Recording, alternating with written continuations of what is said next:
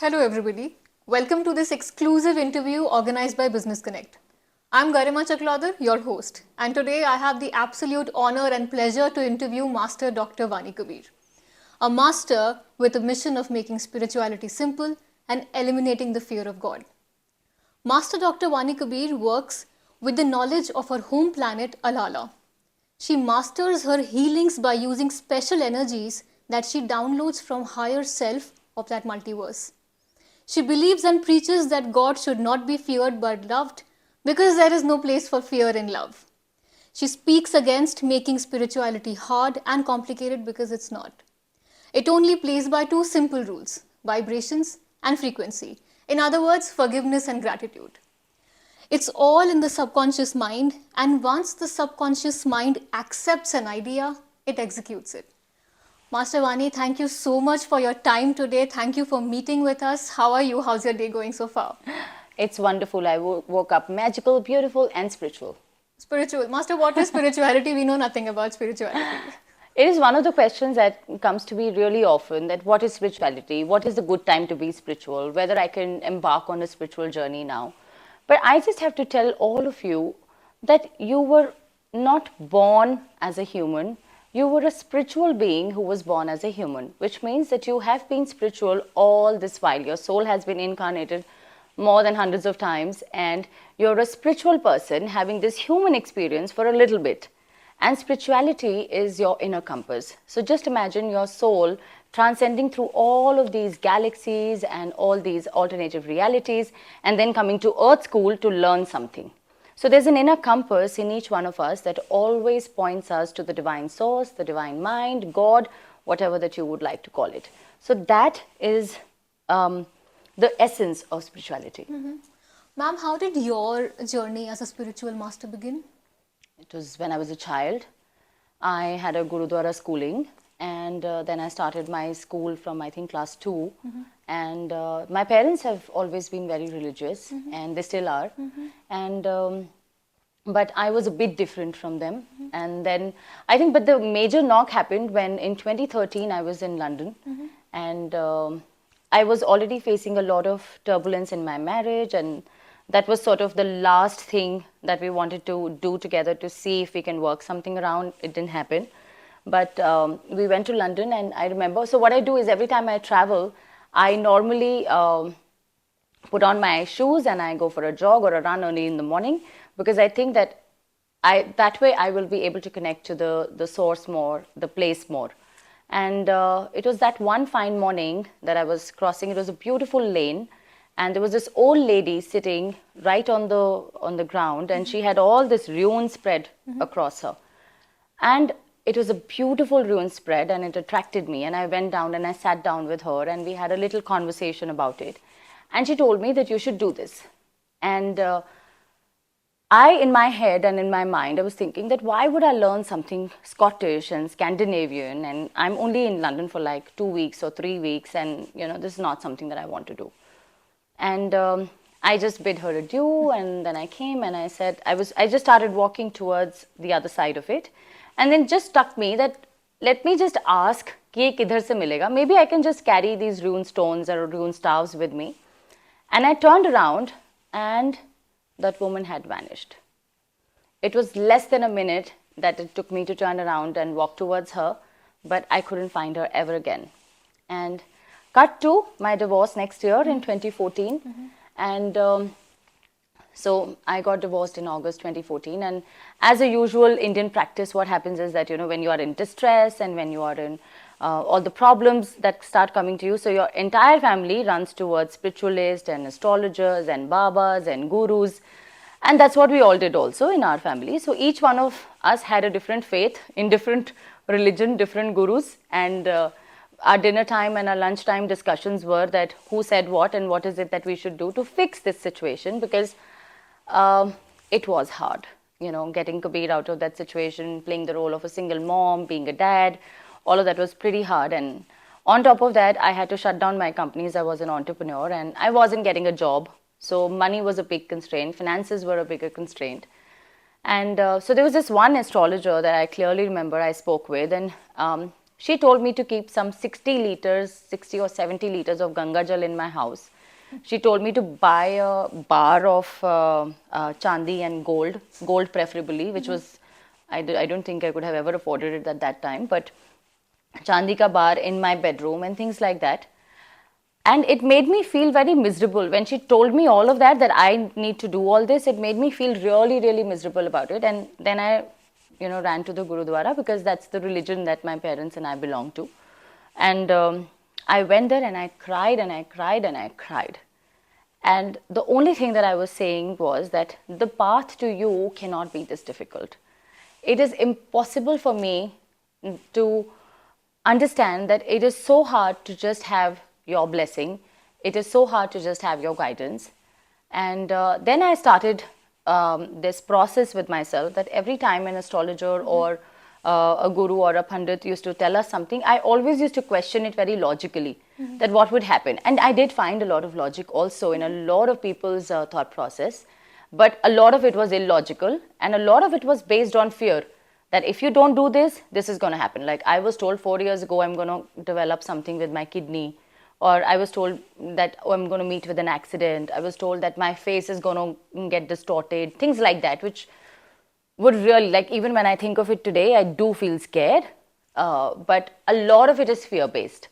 So that's what I wanted to change when, I started on the spiritual journey. Thank you so much for sharing such a personal journey as to how spirituality came. Thanks so much for it. But Master, you say that your parents were religious and spirituality came to you. Is there a difference between the two? Absolutely. There's a lot of difference between the two. So, if I say that spirituality is the divine light and an individual light that connects you to your divine source, it's an individual process of you connecting to your divine source. And religion is crowd management. So spirituality talks about that there are all these tools that are available, whether it is Wicca, whether it is pagan society, whether it is rituals, spells, crystals, meditation, Reiki, tarot, all of these are tools, and you choose what makes you most spiritual, what aligns with your energy. But when we come to religion, it is crowd management, because all the people are told to do one thing. Sab bolo Jai Mata Di, sab bolo Vaheguru, sab bolo, Allahu Akbar. सबके अलग अलग वो है, but what we are trying to do is we are trying to tame all of those individuals into one thought process. जैसे सबका एक mould है और जो भी आ रहा है हम उसको उस मोल्ड में डाल रहे हैं कि अब आप ऐसे ढल जाओ, और अगर आप ऐसे नहीं हो then you don't belong to our religion.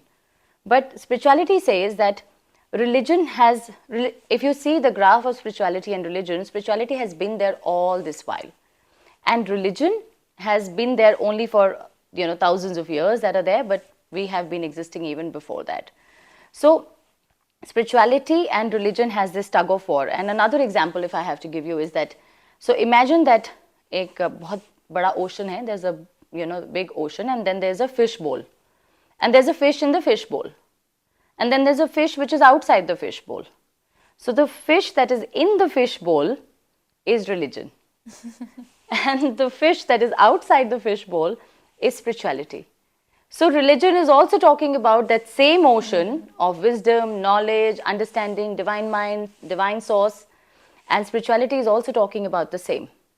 But religion talks about it in a mold, and spirituality says the whole ocean is yours. You do it the right way or the wrong way, you just do it. That was a fine example. And now I have a 3-word question for you. 3-word question, yeah. Okay. And the question is, who is God? I'm sure that this interview is only going to help me to be the best. Questions like who is God is very, very controversial, and but it's indeed very simple. So I would say आप किसी भी religion को follow कर रहे हैं, so take one person out of that religion. You take Krishna, or you take the Prophet, or you take Jesus, or you take Guru Nanak, or you take Mahavir, or you take Buddha, anyone that you follow. And if you read what they have written, they all say, we are messengers of God. Nobody says that I am God. They all tell you, we are the messengers, we've got a message, We've come here to deliver something to you. We've come here to make you understand that there's a divine power, there's a divine source. So whether it is Guru Nanak saying Akala, Akasa Akas, which means that there are thousands of universes, or whether there's Jesus saying that, there's a divine source and I am the son of God. So whether everyone is saying the same thing, that I am the messenger, which means they're not the God. But हमने क्या किया है as humans? So जो भी इंसान हमारे को भगवान का रास्ता दिखाता है, हम उसी का मंदिर बना देते हैं, या उसी की मस्जिद बना देते हैं, या उसी का ही हम. So वो तो इंसान साइन पोस्ट है. वो तो ऐसे, like if you talk about me, I'm a signpost. I'm not a person. I'm a signpost which says if you want to connect to the divine mind, the way is here. So आपने क्या किया? आपने वहीं sign post पे ही फूल चलाने शुरू कर दिया, आपने वहीं दिया जलाना शुरू कर दिया, आपने वहीं अगरबत्ती जलानी शुरू कर दी, और आपने उसी जगह और उसी इंसान को गॉड का नाम दे दिया. Not saying that all those people who came to us before us and whom we term as spiritual leaders or gods are any less. They are higher spiritual beings, they are ascended masters who've lived on this planet far longer than you and I can possibly think. And they have taken so many reincarnations and they have evolved their soul to a level that they can come as a preacher to this planet. They can come as a principle or a guiding force to this planet. So they're much above the rest of the human beings. But there is only one source, which is the divine light, the divine mind, the creator. If there are so many things that are happening around us, which means somebody is creating them.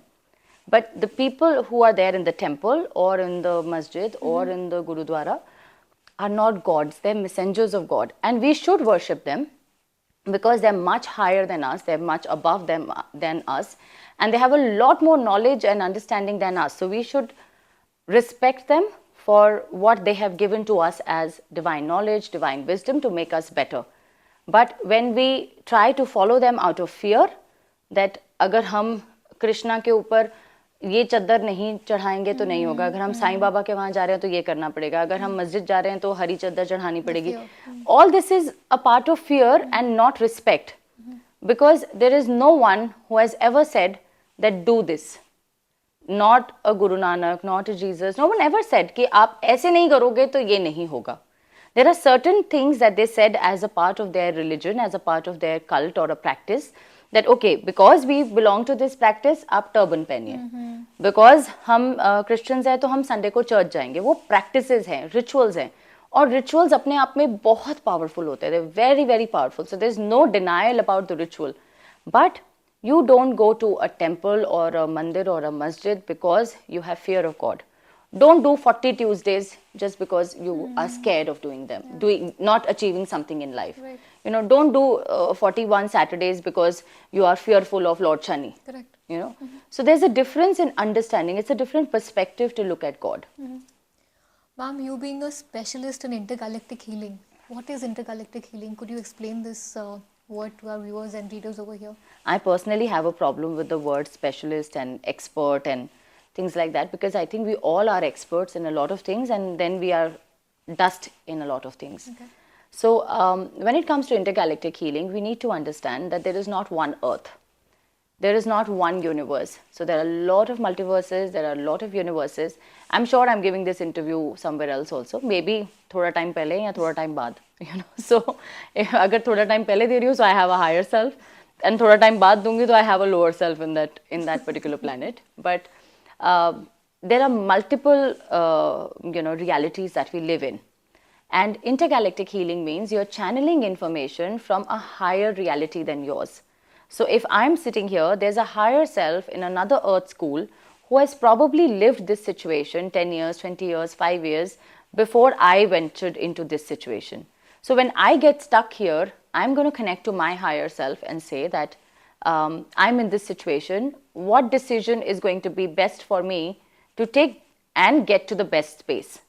And then you receive the guidance from your higher self, and you can act or not act accordingly, because then again it is your learning. But intergalactic healing means that I am channeling that wisdom and that knowledge from my higher self of various galaxies and putting that information to all of you. Wow, I never knew that what actually higher self meant, that actually there's a version of me existing out there and I can reach out to myself. That's really something Yes, you new. absolutely can. Like a lot of people think that ancestors and ascended masters are the same. They are not the same. Ancestors are people from whose bloodline you belong to, and ascended masters are people who have lived on this planet and who know the challenges of this planet. So if you get stuck in an everyday, thing, you can always reach out to your ascended master and say that, listen, I want to make this deal, but this isn't happening. I'm stuck in this situation and it isn't happening. So that person or that ascended master is going to guide you based on the rules of this planet because they've lived here. Wow. So, Master, what is your spiritual routine like? My spiritual routine, lots of things, but I'm not very consistent with one routine also, because a lot of people think that, being a spiritual master, you have to be totally and utterly disciplined. You have to wake up at a particular time and sleep at a particular time and meditate for 5 hours a day. Right.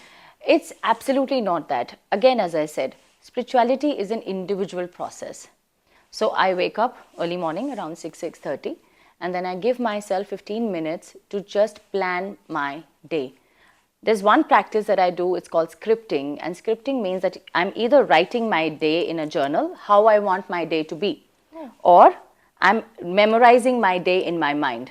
So it starts from the simplest thing, what I'm going to wear. So I decide that, beforehand, a night before. I don't invest any time into doing that the next day, because the moment you fix your attire, it is so much easier for you to script that day. It is so much easier for you to see that, okay, today I'm going to do this, I have this interview, I'm going to look like this, I'm going to talk this, and then I'm going to have a meeting in the evening, which is a big deal. I have to crack that deal. This is how I want the deal to go. So things like that, and you automatically attune your mind to, you've put your mind to work. जैसे हम सुबह office जाते हैं और हमें एक to-do list मिल जाए, है ना? So वो to-do list हमारे लिए बहुत simple हो जाती है कि okay, this is what we need to accomplish in a day. But when we don't have that to-do list, so your mind will wake up, you will watch aimless reels for 2 hours, and then you'll be like, oh my God, I'm so late. And then you start running, and then you want to get ready, and then when you want to just push yourself out of the bed, and then you want to say that, okay, I don't know what I'm going to do today because I'm already late, and everything that I planned for the day has already fallen apart. And then steps in anxiety and fear and stress, and so जो काम आप अच्छा करने भी जा रहे होते हो वो भी नहीं होता because of all the things that grasp you. So what happens is in a spiritual routine is that scripting is very, very important. The other thing is take time, slow down your mornings. मैं अपने language में उसे बोलती हूँ diesel engine start. So don't press the nos in the morning. Take time. Drink your tea, drink your coffee, play with your pets, speak to your children. Don't use the phone. Using the phone is one of the worst practices ever in the morning because आप सोचो कि अगर आप सो रहे हो and using the phone immediately after you wake up is like 300 people standing in your room. What is going to be your mind's reaction? That is the same thing happening when you just open the phone and you are either on Instagram or Facebook or any other thing that is there. So your mind goes into a panic mode without you even realizing it that it's gone into a panic mode. It takes away your focus from the theta mode in which you are, and theta mode is immediately the time that you wake up and before you are asleep. That is the theta mode of your mind, which is the highest manifestation time ever possible. So why would you want to waste the manifestation time in the morning on a mobile phone? So these are a couple of practices that if you follow, it's going to be a wonderful thing. Like I follow them in my routine and my practice. And then I also play with my cats. As we all know. So yes, I definitely have at least 30 minutes with them in the morning. It's a wonderful experience to be with them, to snuggle them, to cuddle them, to tease them, to run after them. I think that's a form of meditation. And definitely meditation, because a lot of people think that meditation is all about, like once Buddha was asked that why do you meditate? What do you gain out of meditation? And Buddha said, I don't gain anything out of meditation, but I lose a lot in meditation. So I lose my anger, I lose my sorrow, I lose my guilt, I lose my sadness. So all of this I lose, but I don't think I gain anything out of it. But meditation is a wonderful practice because it allows us to listen. It allows us to absorb. Wow, that's wonderful. But ma'am, what is the difference between meditation and prayer? Okay, I think you've just got a list of all controversial questions, but let's go ahead with it. Prayer is, so there are two kinds of prayer. One prayer is that you're offering gratitude to God. You're saying, I'm very thankful and I acknowledge that you're giving me so much without me even asking anything of you. And then there is another kind of prayer where you tell God, do this. If you do this, I will come with this. अगर आपने मुझे 12th में पास करा दिया तो मैं ये करूँगा, या अगर मैं इस सिचुएशन से निकल गया तो उसके बाद मैं वैष्णो देवी जाऊँगा, या मैं हरिद्वार जाऊँगा, या कोई हेमकुंड साहिब जाऊँगा, any of these religious spots. So the second kind of prayer is basically telling God what to do, which means that you don't have faith in God that whatever he is going to do is any less. So that kind of prayer doesn't work. Meditation means that you have quietened yourself to listen to what he has for you. So it's basically telling every organ of your body or every thought process of your body to shut up. That you shut up and sit down. And then you listen to what God or the source or the universe has to tell you.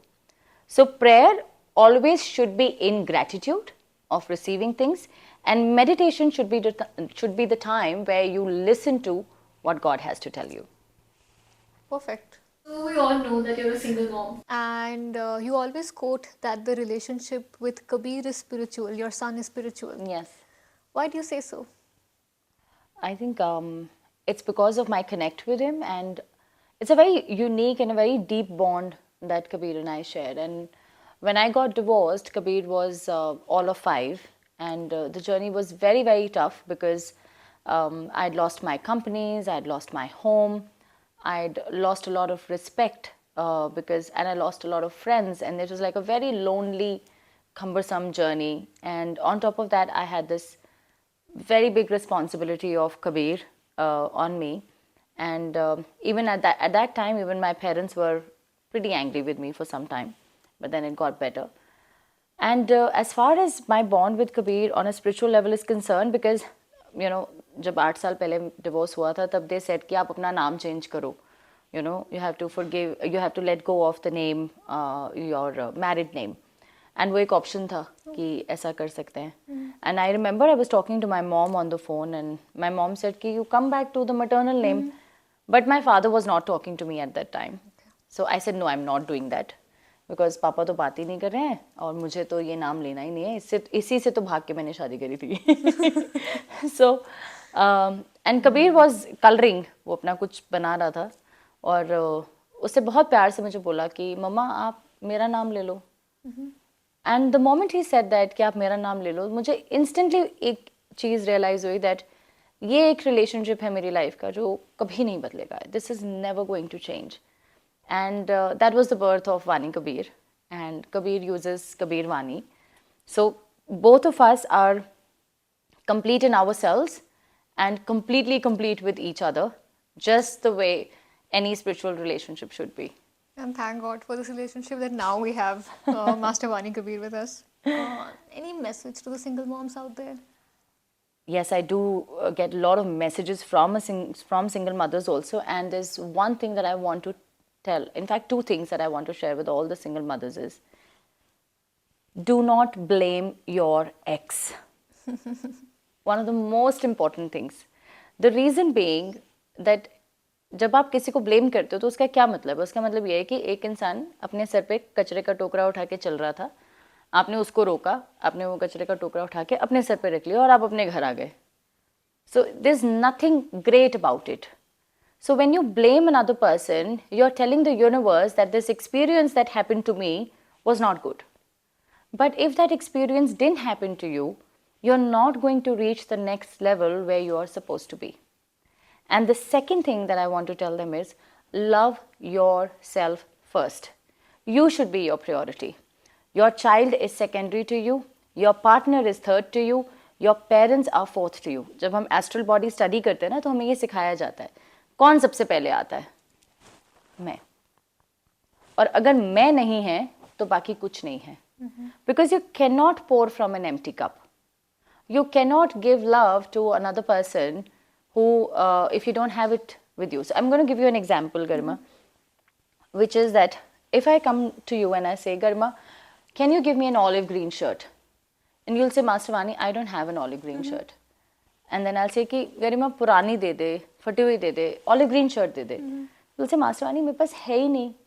मैं बोलूँगी तू बचपन की दे दे ना, छोटी दे दे मुझे चाहे. You'll be like master वानी अगर मेरे पास olive green shirt होती तो मैं आपको दे देती. Right? Right. The same is with every emotion. You cannot give it if you don't have it. So 2 things. Don't blame your ex. 2. Self-love is the key to your own self's acceptance. Follow these 2 things. Very, very, very well summarized, I must say. Master Vani, do you think children today can benefit from spirituality as working parents have very limited time to dedicate to their children? Children are more spiritual than we are. Really? Absolutely true. When a child is born, so there was this book that I was reading, and I think it's a very popular book. It's called The Prophet. And before the prophet is leaving that village, so वहाँ पे उनसे ना लोग खड़े होकर के अलग अलग सवाल पूछते हैं, क्योंकि he is a very wise man. तो लोगों को बहुत दुख होता है कि ये चले जाएंगे अभी और उसके बाद हमें ये विजडम कहाँ से मिलेगा. तो वो सब जब तक उनका शिप नहीं आ रहा होता तो वो सब ऐसे आसपास खड़े होकर के उनसे सवाल पूछ रहे होते हैं. So one of the mothers, she says that, you know, what is the role of parenting in a child's life? And a lot of us in this neo-age modern world, we would say, oh, it is the best schooling, it is spending quality time with the child, उनको chess भी सिखा दो और उनको badminton भी आना चाहिए और उनको financials भी आने चाहिए, drawing भी आनी चाहिए, coloring, मतलब वो बच्चा नहीं है, उसको एक हम we want it to be like a setup, right, जिसमें जो बटन दबाए वो play करे, सब आ जाए, हाँ right. सब आ जाए. But what the prophet answered was that the role of parenting in a child's life is like a bow and an arrow. So आपका बच्चा तीर है और आप कमान है और आप सिर्फ उसको पॉइंट कर सकते हैं एक डायरेक्शन में. वो कहाँ जाके लैंड करेगा, उसकी लाइफ में क्या होगा, उसके सर्कमस्टांसेस कैसे होंगे, वो डिसाइड करेगा. right, yeah. वो आप नहीं डिसाइड करोगे. That's not something that you have to decide. But as parents we start helicoptering our children.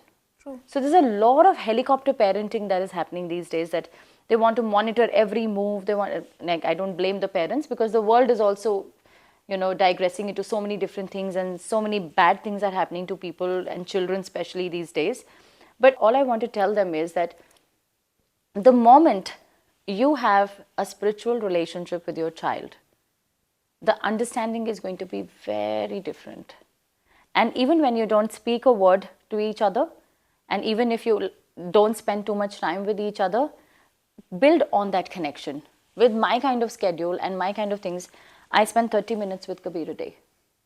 Are you serious? Yes. And if I tell this, like, I'm of course telling it on the camera, but if I say this, a lot of people will be like that, oh, this is too less, you should spend more time with your child. Yahi time hai, फिर वो चला जाएगा, वो बड़ा हो जाएगा, and all of those things. But वो दुनिया के किसी भी कोने में चला जाएगा. The cord that I have with him is always going to be there. Very true. So work on developing that cord. Now, how do you develop that cord? In those 30 minutes, have conversations which are not about school, not about food, not about friends, not about going out, not about studies. Have conversations which are completely different. What you really like, what you liked about this, what is the book that you're reading. If you're doing Lego, what is the best thing that you like about Lego? Deeper questions, soul questions. I promise you that if you have this conversation with your child 15 minutes a day, you will never have to do parenting with your children. They will just be so connected to you, so deeply wired with your system that you would not have to go back and tell them that, okay, why did you not do this in study, and why did you fight in the school, and why did you, why don't you get good grades? When you sit with your child, whether it is 10 minutes, 15 minutes, 20 minutes, ask spiritual questions, soulful questions. Something like, what do you really like about doing what you're doing? If your child is playing or doing art or by doing Lego, like Kabir does a lot of Lego. So ask him, what is the joy that he derives out of it? Which is the best food that he likes to eat and why he likes to eat that. It's not just that, okay, I like pizza and then you just order a pizza, but why he likes to eat that. Because you will be understanding the anatomy of his system of why he likes to do something. What is it that his soul food is? What is it that his soul music is? What is his soul conversation? What is his love language? What is his hate language? If you really hate something, Kabir, how would you like to express it? So when you talk like that, you develop a very unique and a very different bond with each other. And never, ever, ever tell your children not to cry. Never do that. If your child is shouting or screaming or crying or even throwing a tantrum, in that moment, your job as a parent is to sit down and step back for those few moments, because you should never suppress what the child is trying to express. Once he's done expressing, then you should step in again and say that, okay, this was acceptable and this wasn't. Maybe you could have expressed this emotion in this particular way. But for a lot of parents, this is a lot of work. So what they do is, they would suppress the emotion, they would tell the child, बाहर आके रोते नहीं हैं, लोगों के घर के अंदर तमाशा नहीं करते हैं, ये तो बहुत बुरी हैबिट है, आप ऐसे नहीं कर सकते हो. So this, all these things are just suppressing the emotion in the child, and when he grows up, he's going to need healing. And there are boundaries around. And there are boundaries around, and the child at the child's age has guards up. Right. You know, कि मुझे ऐसा नहीं करना है, मुझे ऐसा नहीं करना है, मुझे ऐसा नहीं करना है. किसी के घर जाने से पहले ही हम उसको नोटिस दे देते हैं, this is acceptable, this is not acceptable. Right. You know, one or two things, okay, you know, because we also have to groom our children. But then if you largely look at the world, you know, we're all trying to create that perfect human. You know, that my child is like just the perfect child. I think we just, forecast what we couldn't achieve onto our children. Absolutely. And you're just looking at this beautiful image of a child who's absolutely perfect in everything. But there is nothing perfect about the universe. Absolutely. And that spiritual bond is extremely important and very, very easy to achieve. Easier than all the other things that you do from running from pillar to post. So develop that spiritual bond with your child. And once you develop that spiritual bond with your child, every other rule of parenting will fall flat, and you will have the most lovable human being in your own house. Thank you so much. So I think conversation is the key. Conversation is the key. Even silence, for that matter. Really? We do undermine the importance of silence, but being silent for a few minutes a day is one of the most important practice to follow. And people like us who speak a lot, there are times that I would tell my office or my family that I just want to be quiet. Because it's only when you're quiet that you truly listen, whether it is your own body or your spirit guide or your astral body. It's the silence. As an ancestor healer, Feng Shui master, rune master, you have touched millions of lives. So let us delve right into Vani Kabir Multiverse Private Limited. What is the motto of this establishment? You know, as we've discussed all along, making spirituality simple. There is so much chaos around spirituality and religion, and everybody has their own ritual and everybody has their own scheme of things, and nobody is really diving deep into the galactic knowledge or the universal knowledge, because it takes a lot of time to do that. It takes a lot of effort and a lot of energy, and you have to quit on a lot of things, and you have to leave a lot of things that you think are your own. So it's a very hard path to choose, but a lot of things that we see today or in and around us is only a chaos of spirituality, of religion, of rituals, of manifestation, all of these things. So what we are trying to do is trying to put it out as simply as possible, because if it is not simple, it is not spirituality. So Vani Kabir Multiverse, founded 3 years ago, with just one simple thought, that we are going to make spirituality simple for people, so that there is no fear of God. There is no fear of doing a ritual wrong. Like if you don't write it with a blue pen, or if you don't write it with a green pen, or if you don't write it on your left arm, nothing's gonna go bad. We have to understand that a blue pen has a frequency of its own and a green pen has a frequency of its own. So if you write a grab boy code with a blue pen, or if you write your manifestation with a green pen, it will add to it. But if you don't do it, it's not going to subtract anything from it. So the fear is in the subtraction, कि मुझसे कुछ चला जाएगा. The fear is that. Addition is not fear. So all these things are addition to what we want to learn as a tool or a practice or a ritual. And that is precisely what Vani Kabir Multiverse does, that we channel all this higher self information and we put it into plain simple reels, plain simple words, plain simple videos and post, so that when somebody reads it, they don't have the sense of fear. They have the sense of gratitude, they have the sense of positivity, and they have the sense of love. So, Master, uh, clairvoyance and claircognizance are your forte. Would you like to share some aspects about this with our viewers, and how does this help your establishment? Okay, so let me ask you first a question, which is, do you think you are psychic? No, I'm not. But you are. How is that possible? Each one of us is. It is not a special gift that I have. It is a gift that is given to us when we are born. So claircognizance and clairvoyance are just two of the psychic abilities that I have worked upon in my life. So there are those two aspects out of all the 7 or 8 or 9 psychic abilities as termed by various spiritual gurus and spiritualists that have happened before us. So clairvoyance means that you're able to see beyond the person. So when somebody comes to me for a reading, what I see is not the person, not what they're wearing, not what they're saying. What I see is their lives. The journey of their soul is what comes in front of me, which is what clairvoyance means. Claircognizance means that the answers come into your mind. When you ask me a question, the answer is not it's not coming out of my mouth. It is first, I hear it here. Okay. So it's like your spirit guide is saying it to you, or it's the sense of knowing that you know this is what it is. So when people do this, that what's in my hand, what color crystal is in my hand, you would know that it's a carnelian or it's a pink crystal or a purple crystal and things like that. But this is the biggest myth, and a lot of spiritualists want to do this, is that they want them to be termed special, that this is my special ability. I am the biggest tarot reader, or I am the biggest intergalactic healer. That's why I said I have a problem with the word expert and specialist and things like that. That's right. Because what I have is what you have. You are as spiritually human as I am a spiritual human. It's just that, let me give you an example here. You and I are having this interview, and there's audience sitting right here, which That's is right.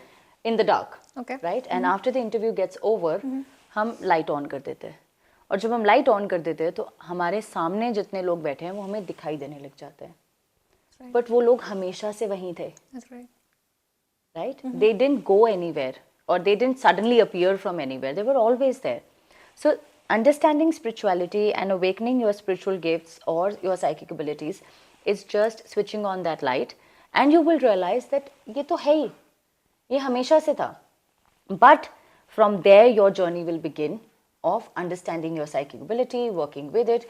We do hours and hours of practice to study an aura. So when we look at a person, we force ourselves to not look at the person, to not look at what the person is wearing, to not look at what they're saying. And even when they're chatting with us about their problems and their issues, in a very subtle way, we are just observing their auric field. We're just observing their astral body and seeing that, okay, there's a problem. I think there's an issue with the mother here. Okay, if this links to this, that means यहाँ पे arthritis हो सकता है. So that's the kind of linking that we do in our process. But that takes time and understanding. In my case, it didn't take a lot of time because I was naturally very attuned to my higher self.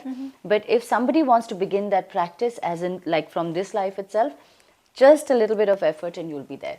And more power to you and Vani Kabir Multiverse.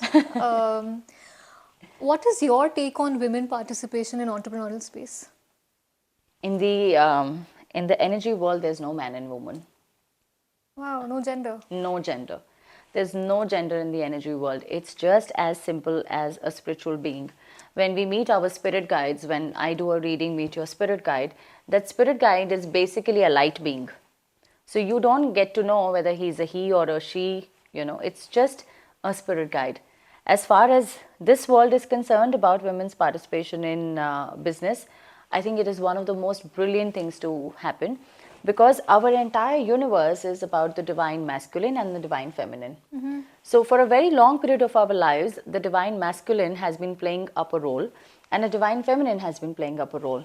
But now, because we are at the process and the emergence of Earth becoming into a new Earth, a 5-dimensional planet, we're in the process of becoming a 5-dimensional planet. So when you're in the process of becoming a 5-dimensional planet, which was, prophesized hundreds of years ago that this time is going to be here, and When we are in this time, the divine feminine and the divine masculine, they have to work together to achieve it. If one of the things or one of the persons is also lacking, it's not going to be achieved. So for the next 20 years of our lifetime, we are going to be in a great shift. It's called the great shake-up. So the next 20 years, all of our lives are all going to be like haphazard and chaotic and messy, and everyone's going to find it hard to understand what's happening in my life. Yesterday I was doing this and today I'm doing that. Yesterday my child was doing this, today I'm doing this. Yesterday I had 2 girlfriends, today I have none. So, but we are in the middle of a big shake-up, and our planet, as the whole of Earth's consciousness, our Earth also has chakras. Like we have chakras, our planet has chakras. And those chakras are moving at a massive pace. This is a lot of information. Earth has chakras. Yes, Earth has chakras. What does that mean? There are energy vortexes in the bottom of our planet, in the deep ends of our planet. Okay. And those energy vortexes are the ones where we have the biggest of our temples and the biggest of our gurudwaras, and so वो ले lines हैं जो आपस में cross करती हैं उस vortex के ऊपर, और वहाँ पे एक spiritual energy jump करती है from the source of the earth, and that's why those places call to you. Right. When you go to a Vaishno Devi or when you go to a Dargah or a Mecca, वो जगहें आपको बुलाती है because there is a spiritual origin which has happened there. This explains so much, because I really have to go to Gurdwara in CP and I have this calling since forever. Yes. Oh, thank you. Master, how can spirituality benefit business? Spirituality is, it's like asking how can food benefit body. It's the essence of it. Spirituality is our core essence, our learning, our soul. It is who we are. And if you are not that, then we are nobody else. If you want to be a successful businessman, or you want to be a successful father, or you want to be a successful mother, or a CEO, or the best RJ in town, or the best doctor in the world, the only way to become that person is through spirituality. And what is spirituality doing? It is telling you to connect with your own self. Because when you were born with certain powers. And this world is an illusion. When a child is born, उसका कोई नाम नहीं होता है, उसकी कोई age definition नहीं होती है, उसका कोई sector नहीं होता, उसकी कोई religion नहीं होती है. But within 15-20 minutes of the child being born, उसको ये सब कुछ दे दिया जाता है.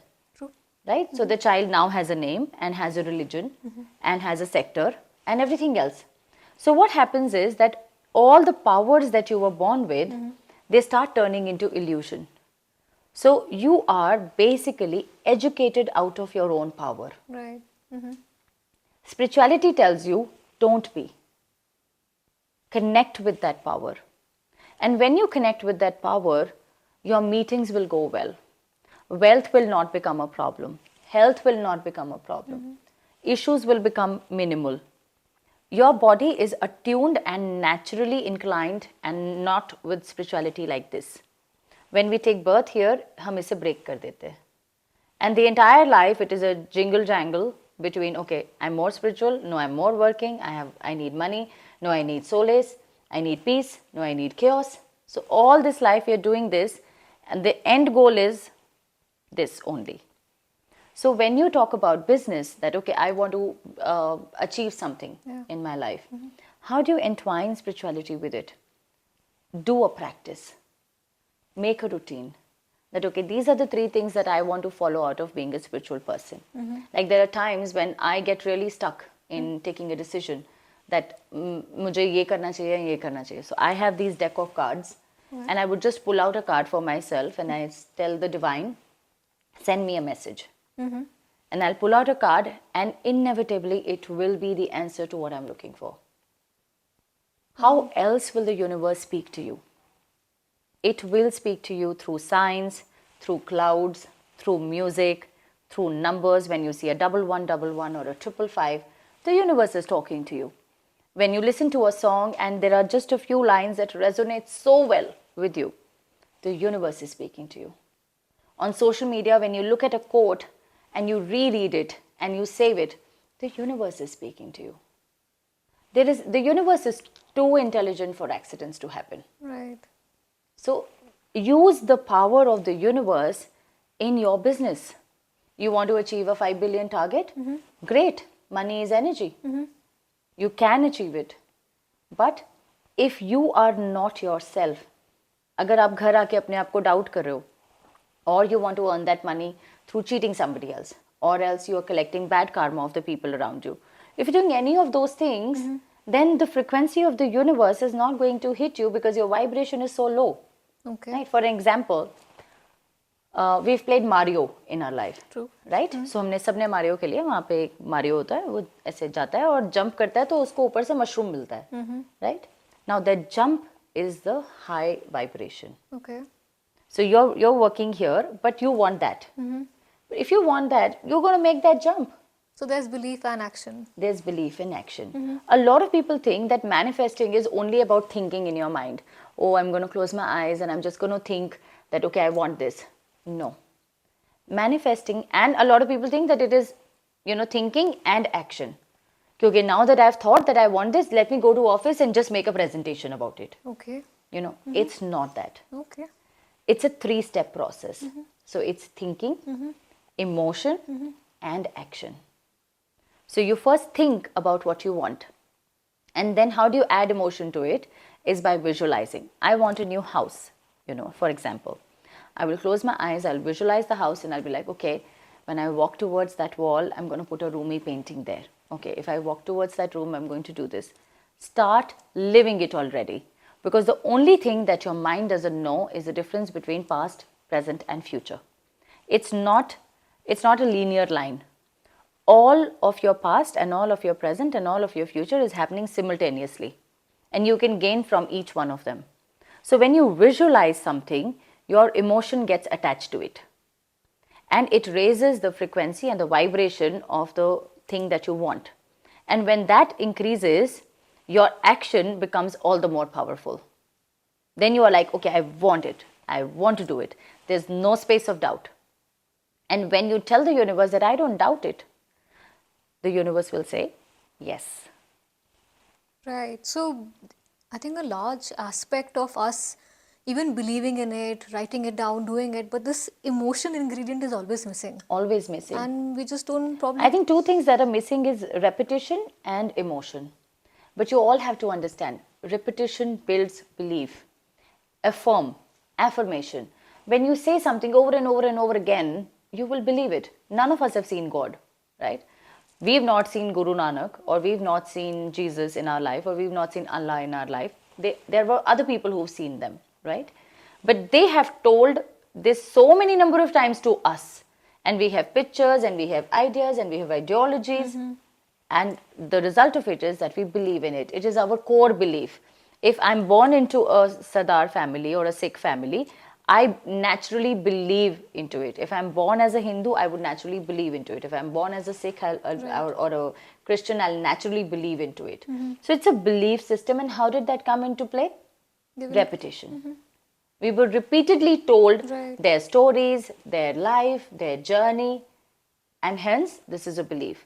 So the moment you say that if you have ill health and you wake up in the morning and you start saying, every cell of my body is divinely healthy.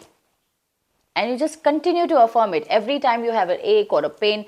And even when your body is saying कि नहीं ऐसा नहीं है, ये सच नहीं है, तुमको बहुत दर्द हो रहा है, तुमको बहुत pain हो रहा है, you smile and say, every cell of my body is divinely healthy. The universe is doing everything in my favor. I'm wealthy, abundant, totally fit. I love myself beyond reason.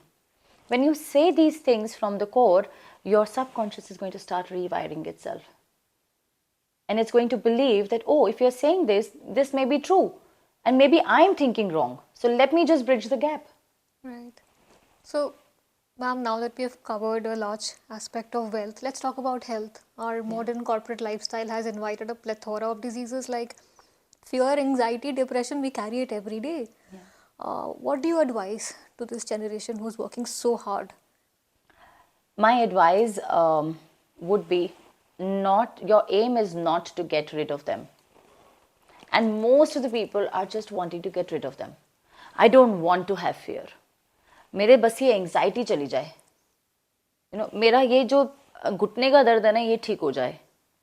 We just wanting to get rid of it. But what we don't understand is how else is your body going to talk to you? How else is your body ever going to tell you that this is the problem? So let me give an example. So supposedly Garima is driving a car, and Garima has all these emotions in the car. You have anxiety and guilt and fear and lethargy and drowsiness and aches and pains. All of these people are traveling with her in the car, and suddenly anxiety would crop up and say, Garima, you're absolutely doing something wrong, because if you are not doing this, then this is not going to happen. And the fear is going to get clubbed with anxiety and say, yeah, Garima, if you don't do this, it's not going to happen. And Garima is going to stop the car and she's going to be like, okay, I really think I'm doing something wrong. So the anxiety or the fear is going to say, let me drive, you sit and think. So what is it turning Garima into? An overthinker. Very true. Right? And the car is being driven by fear or anxiety. Yes. And then the fear and anxiety is taking you somewhere else. Right, away from my path. Away from your path. And you're like, ये तो मेरा रास्ता नहीं है, मुझे यहाँ नहीं जाना. But you've given the hold to the anxiety and the fear. Right. You always have to understand that all these emotions that we have, they are there for a reason. Fear is a very good thing. It tells you that you may go wrong into something. Sometimes I get fear even when I'm writing a poem. And I tell myself, I'm just writing a poem, what can go wrong? But fear is there to just advise you and guide you that you may just want to rethink it. And anxiety is the sister concern of fear. Right. So fear is talking about a possible solution that can happen. Anxiety is cooking it up. So it's like that relative of ours whom we don't want. Right. But it's so necessary for us to have that relative. So you're actually saying we shouldn't be scared of them. You shouldn't be scared of anything. None of us are going to make it out alive any which way. Yeah. No one's ever going to die of good health. Well, yeah. So where is the fear? Something or the other is going to happen. Someone's going to, die of an illness. Someone's going to die of an accident. Someone's going to die of a heartbreak. Yes. They're all different reasons, and we're all here for a short while. Our idea should be to gain as many experiences as we can. Right. I think I've asked you and bugged you with so many questions. I'm going to get our viewers to the end of this interview and ask this final question. What are your top 3 spiritual practices? My top 3 spiritual practices, and I'm again going to make it very, very simple for all of you. When you wake up in the morning, do this. Your hands have opening to 70,000 chakras in your body. And when you rub your hands, religion में भी बहुत वो है जिसको हम बोलते हैं अपना हाथ जगन्नाथ. So हम ऐसे करते हैं और इसको अपने face पे लगा लेते हैं ऐसे. It's a practice. But the reason behind this practice is that when we rub our hands, we are activating all the chakras of our hand, which means that throughout the day, we are ready to receive energy through both our hands. That is one practice. The other is chanting the word Amalvi. Now, Amalvi is a channeled word, it's a one-word prayer, which means I receive hope and magic from the universe. And Amalvi is chanted in the multiple of 4s. So it's like Amalvi, Amalvi, Amalvi, Amalvi. Take a deep breath, come down, repeat. And in the multiples of 4, you can chant it into as many number of times. And the third practice is about forming a white light circle. So when you get up in the morning and you've rubbed your hands and you've chanted Amalvi, close your eyes and visualize that there's a white light hitting right at your crown chakra. And the moment that white light hits your crown chakra, it forms a bubble around you. Now, white light or golden light is a divine protection. It's the purest form of light, and white encompasses all colors, which means all color healing is there in that white light. So when you bask yourself in that circle, just sit and pray for a moment, saying that anything that is good for me and for my highest good should cross this white light. Everything else should be out. And you will see that you will never be a victim to evil eye. You will never be a victim to any negative intention. You will always have clarity of thoughts. You will never have fear. Anxiety will go away, because all these things exist outside the white light circle. Wow. Thank you so much for your time. A lot of thanks to the viewers too. Thank you for watching this video.